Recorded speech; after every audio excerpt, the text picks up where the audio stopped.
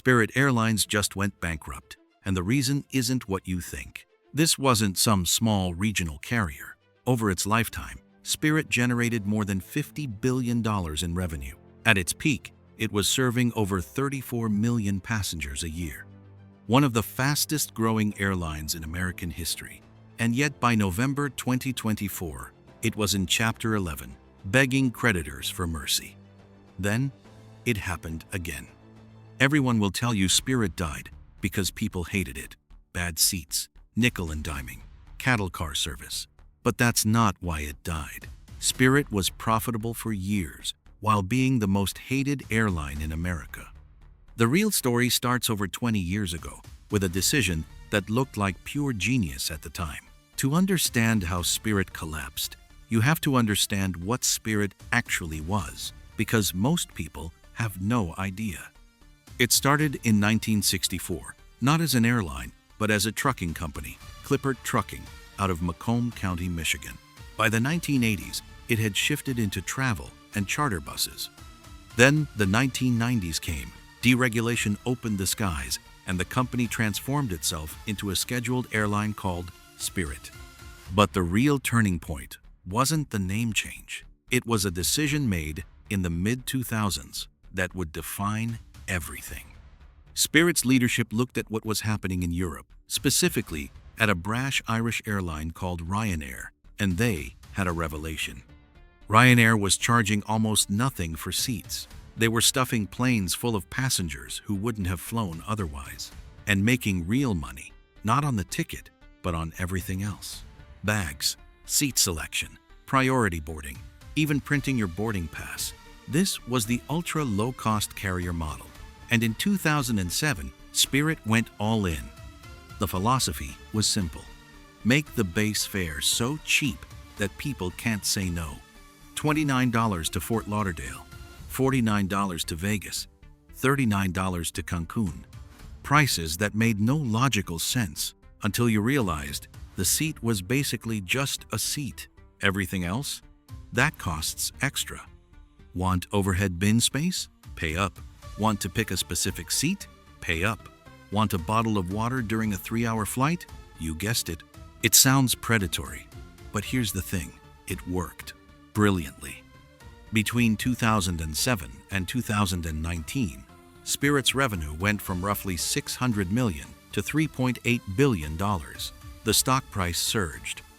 Routes expanded across the U.S., the Caribbean, Latin America, 90 destinations and counting. The fleet hit 150, then 175, then over 200 aircraft. And here's the paradox that makes this story fascinating. Spirit was consistently ranked the worst airline in America, and consistently one of the most profitable. J.D. Power surveys, dead last. Yelp reviews, a disaster. Reddit threads, a war zone. And yet Spirit's planes were full. Almost always. Why? Because Spirit cracked something fundamental about human behavior. Most people think they're buying a flying experience. Spirit understood that most Americans, especially price-sensitive travelers, aren't buying an experience. They're buying transportation. Point A to point B, cheaply, full stop. A family of 4 flying from Detroit to Orlando doesn't need lie-flat seats. They need an affordable way to get their kids to Disney World. And if Spirit could do that for $140 round trip versus $600 on Delta, the choice was obvious. Ancillary revenue, the fees, made up nearly 50% of Spirit's total income. Half the money Spirit made didn't come from selling you a ticket. It came from selling you everything attached to that ticket. It was a machine, efficient, controversial, and, for over a decade, unstoppable. So, what went wrong? It starts with a virus. March 2020. COVID-19 lands in the United States, and air travel doesn't just slow down, it effectively stops. Every airline got crushed, but Spirit got crushed differently. The ultra-low-cost model is built entirely on volume, thin margins on millions of passengers. You need those planes packed every day, every route. The moment those passengers disappear, your entire financial architecture collapses. Delta and United had premium cabins and corporate contracts to fall back on. Spirit had $39 tickets and a bag fee business model. When travel stopped, Spirit's revenues didn't slow, they evaporated. The airline burned through cash. It took federal relief. It survived, but emerged from COVID carrying more debt, with costs that had fundamentally shifted. Fuel costs spiked. Labor costs spiked. Pilots and crew who had been furloughed came back with new leverage and demanded higher pay. Inflation pushed up everything, from maintenance to catering. This is where Spirit's model turned into a trap. When your entire brand promise is cheap, you can't raise prices. You're not selling premium, you're selling affordability. The second you become less cheap than the competition, the whole value proposition collapses. Spirit was caught in a vice, costs going up, prices that couldn't go up, and a balance sheet with no cushion. Then came the lifeline, or what looked like one. In 2022, JetBlue came knocking with a $3.8 billion acquisition offer. Spirit's board accepted. This was the escape hatch, a merger that would solve Spirit's debt problem in one move. But the Department of Justice stepped in. The DOJ sued to block the merger, arguing it would reduce competition on routes where both JetBlue and Spirit flew. In January 2024, a federal judge sided with the DOJ. The merger was dead. You might think, good, the government protected competition. That's the system working. But here's the irony that analysts have been wrestling with ever since. Spirit was one of the few airlines keeping fares genuinely low across the country. When Spirit competed on a route, every airline on that route lowered its prices. That's called the Spirit effect, documented by economists. By blocking the merger to protect competition, the DOJ may have set in motion the collapse of the one airline actually keeping prices down. With the merger gone, Spirit had no exit, no white knight, just debt and a ticking clock.